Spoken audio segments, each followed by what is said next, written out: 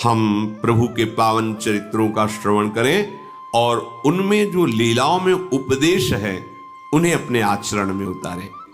राम लक्ष्मण और सियाजू गंगा जी के समीप आए।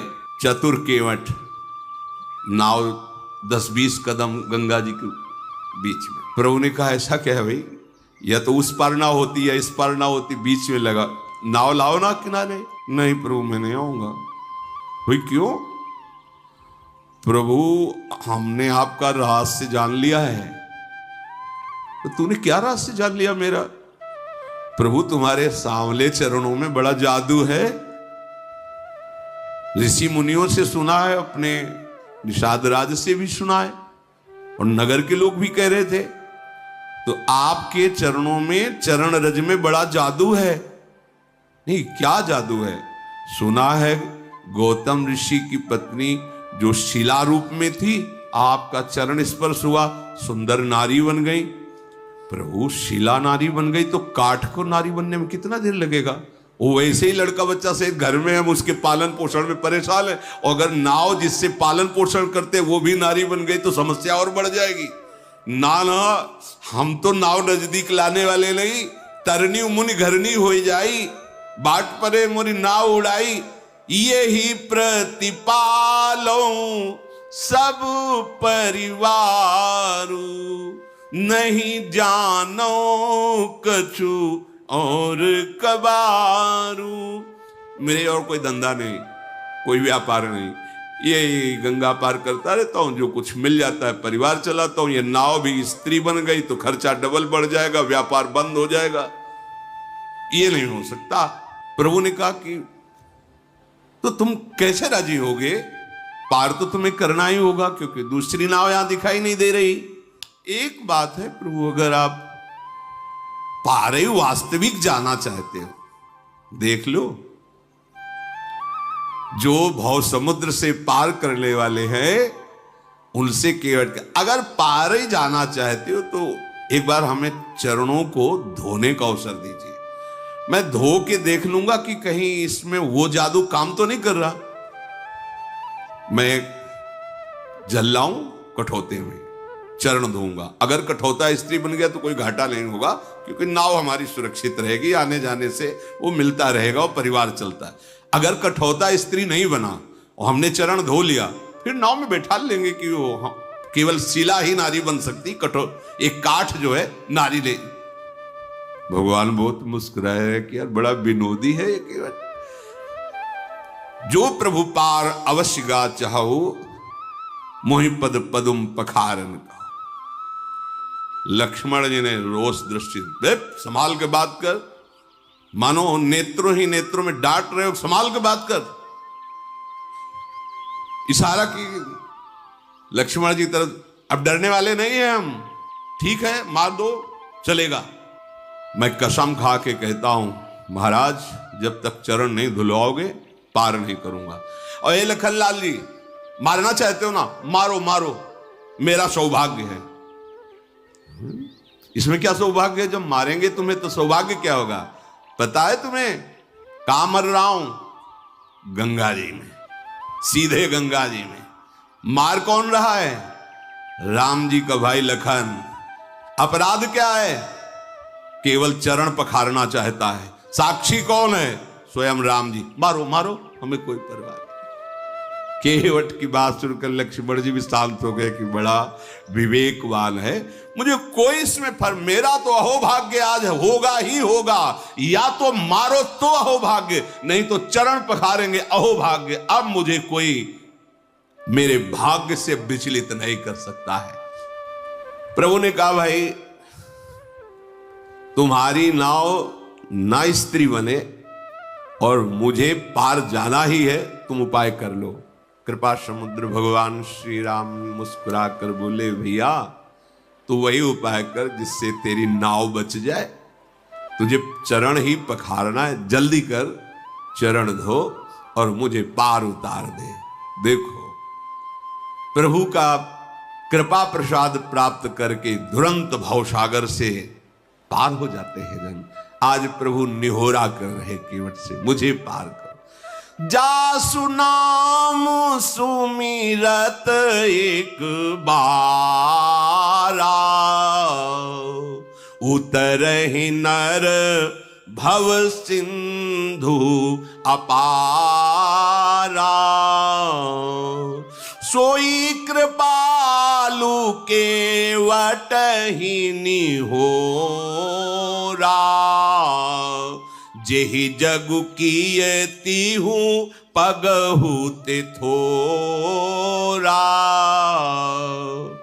जिनका नाम स्मरण करने से अपार भव समुद्र संसार से जीव तर जाता है, जिन्होंने 3 पग पृथ्वी मांगी और 2 में ही नाप ली, वो केवट से निहोरा कर रहे हैं गंगा पार करने के लिए।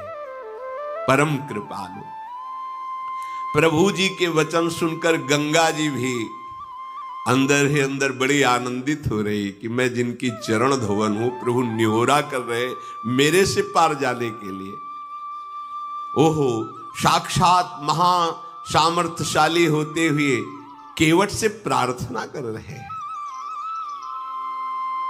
गंगा जी प्रभु के नख कांति को देखकर अपने प्रगट स्थान यहीं से प्रकट हुई, बहुत प्रफुल्लित हो रही है। आज मैं धन्य हो गई गंगा जी के। प्रभु ने कहा शीघ्र करो ना, रुको महाराज, पहले से व्यवस्था की। कठौता लाया, कठौती ले कि अगर बनेगा भी ना तो कठौता लड़का बनेगा, नाव खेने के काम में आएगा। प्रभु की आज्ञा होते ही कठौते में सुंदर जल भर कर लाया और प्रभु ने चरण पधराए। अब बहुत आराम से प्रभु के कोमल चरणारविंदों को धो रहा है। कैसी प्रेममयी दशा केवट, उसे देखकर बड़े बड़े ऋषि मुनि देवता पुष्पों की वर्षा कर रहे। धन्य भाग जो मुनियों के ध्यान में आने वाले चरणारविंदा साक्षात केवट उन्हें धो रहा है। चरण कमल धोता जा रहा है, हृदय आनंद से लबालब भरा है, रोमांच हो रहा है। प्रभु ने कहा शीघ्र करो, उसको तो सुध ही भूल जाती, चरण पकड़ करके फिर धोती। प्रभु ने कहा जल्दी करो, मुझे पार जाना है। अपने वस्त्र से भी प्रभु के चरण पूछे, अहो भाग। फिर जो चरणोदक है पान किया। चरणोदक प्रभु का पान करते ही जितने उसके पितर थे सब भगवत प्राप्त हो गए। पितर लोक में जितने पितर थे सब भगवत प्राप्त हो गए। जो उसका पूरा परिवार था उसका भगवत प्राप्ति निश्चित, जैसे पास बन गया हो। पद पखारी जलपान करी तो आप सहित परिवार और पितर पारो। आप पूरा परिवार पितर सब भगवत धाम के वासी, सब परम पद के अधिकारी। इसीलिए ये नहीं सोचना चाहिए कि हमारे परिवार का क्या होगा। यदि आप भगवत भजन करते धर्म से चलते हैं तो पूरी जिम्मेवारी लोक परलोक की प्रभु स्वयं योगक्षेमम वहाम में हम प्रणत कुटुंब पाल रघुराई। भगवान अपने भजन करने वाले के परिवार का भी महामंगल कर देते हैं, उसका भी पालन करते। देखो प्रभु के चरण धोए, चरणामृत पान किया तो आप सहित परिवार पितर पार करी। प्रभु को बाद में पार कर रहा है गंगा जी से। पहले प्रभु ने उसका उद्धार, उसके परिवार का, परम पद का और पितरों का जो वो सब भगवत प्राप्त, परम पद प्राप्त। प्रभु को गंगा पार के बार बार मुख माधुरी देखते हुए नौका चला रहा है। जब पार हुए तो लखनलाल जी, सियाजू, रामजू उतर करके गंगा जी की रेती में खड़े हुए। केवट की तो दशा इस समय बार बार हाथ जोड़ता है, मुखारविंद की तरफ देखता है, साष्टांग दंडवत होता, फिर खड़ा होता, फिर देखता है, फिर साष्टांग दंडवत। भगवान को ऐसा लगा कि शायद कुछ उतरा ही नहीं दी है, इसलिए ज्यादा दंडवत हो रही क्या। सब कुछ जैसा प्रभु को लग रहा है कि देना चाहिए उतराई। प्रभु सकुच यही कछु नहीं देना, इसको तो कुछ दिया नहीं। देखो हमारे प्रभु का स्वभाव देखो, सब कुछ दे दिया पर क्या सकुच है, इसको कुछ दिया नहीं। इसीलिए इनके समान केवल यही है, उसको परम पद, उसके परिवार को परम पद, उसके पितरों को परम पद, देवता ऋषि मुनि केवट की प्रशंसा करके पुष्प बरसा रहे, जगत बंदनी बना दिया। और प्रभु को सकुच क्या है? प्रभु इस सकुच यही नहीं कछु, इसको तो अभी कुछ दिया नहीं है। तो पिय ही की सिय जान निहारी, मणि मुदरी मन मुदित उतारी, कहे वो कृपालु ले ही उतराई, केवट चरण गहे अकुलाई।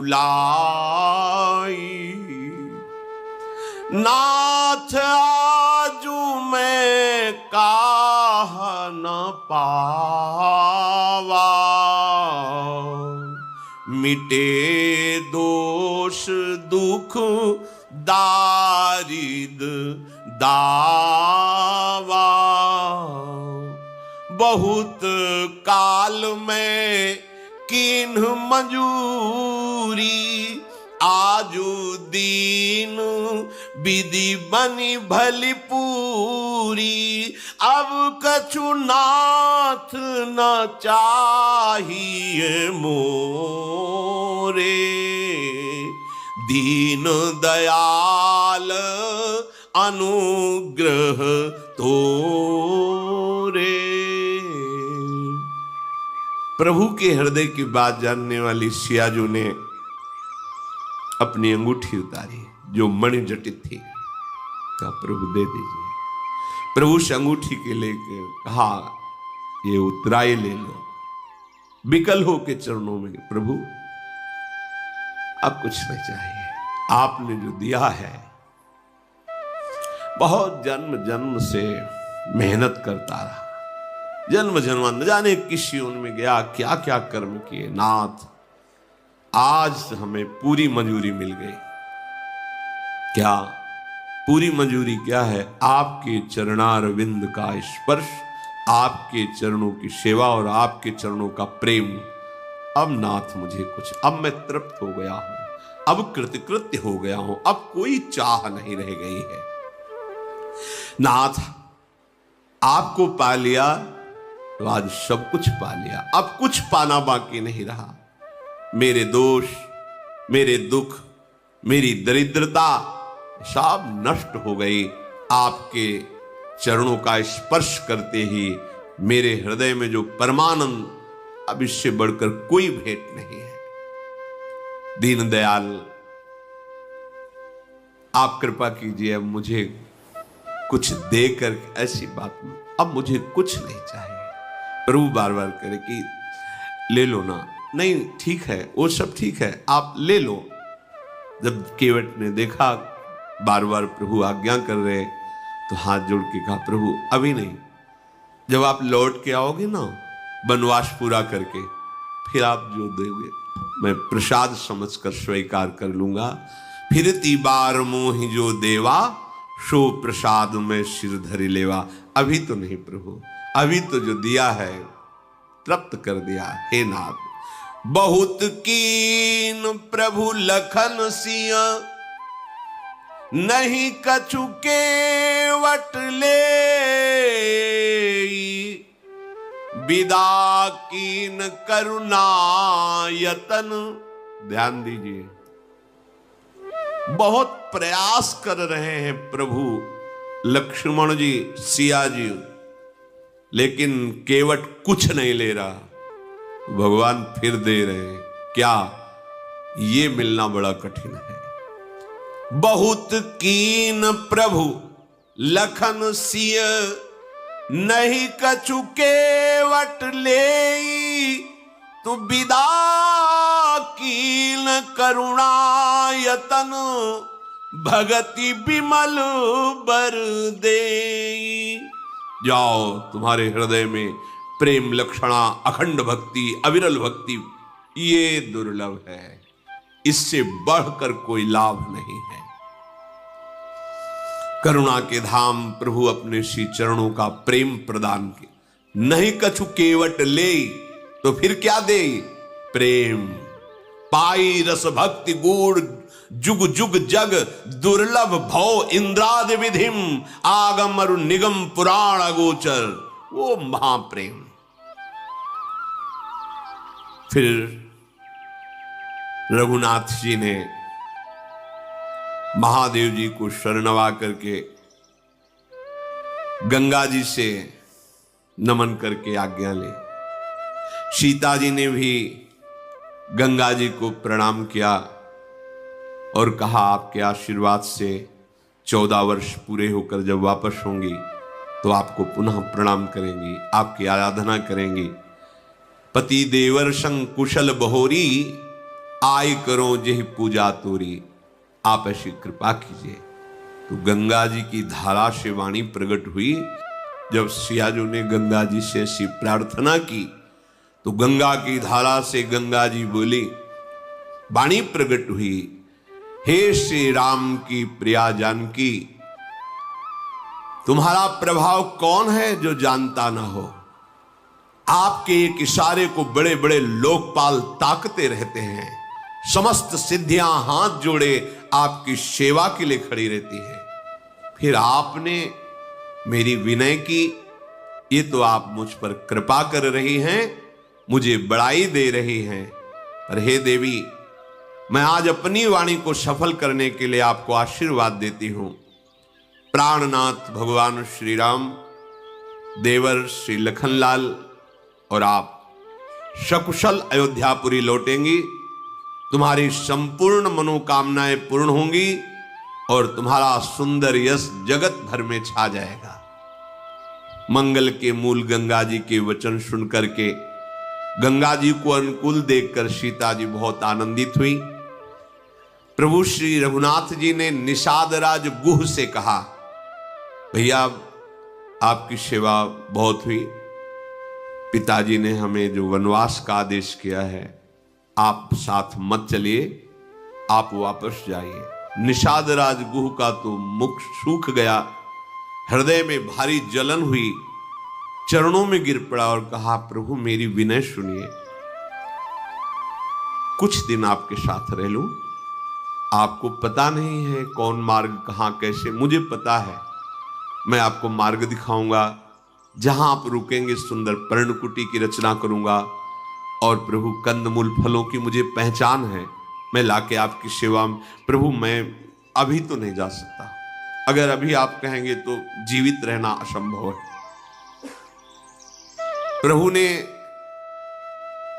निषाद राज गुह की ओर देखा कि प्रेम विकल है। प्रभु ने कहा तो ठीक है, चलो कुछ दिन हमारे साथ चलो। बड़ा प्रसन्न हुआ, एक क्षण भी भगवान का साथ मिल गया, धन्य अहो भाग्य हो गया। फिर सेवा, फिर कई दिन सानिध्य और फिर निरंतर सानिध्य। तो ये उपासना निरंतर सानिध्य प्रदान करती है। छिन छिन बिहरत संग, छिन छिन निरखत प्रेम भरी, छिन जस कहत अभंग, यह जो कृपा हरिवंश की। प्रियालाल प्रतिपल साथ रहते हैं, कभी बिछुड़ना नहीं, आनंद ही आनंद। ये सब बिछुड़ने वाला देश है।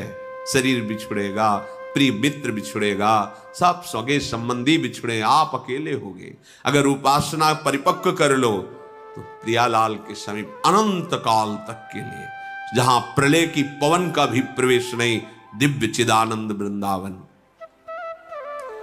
प्रभु श्री राम महादेव जी को नमस्कार करके निषाद राज लखन जी और सियाजू के सहित आगे बढ़े। उस दिन सुंदर एक पेड़ के नीचे निवास हुआ। सखा गुह ने सुंदर विश्राम की व्यवस्था की। वही विश्राम की व्यवस्था, कुछ घास लगा के ऊपर कोमल पत्ते बिछाना। फिर प्रातःकालीन प्रभु ने दिनचर्या की, आगे बढ़े तो तीर्थराज प्रयाग के दर्शन हुए, दूर से दिखाई दिया। फिर शिष्य आगे, श्री राधा वल्लभ लाल की।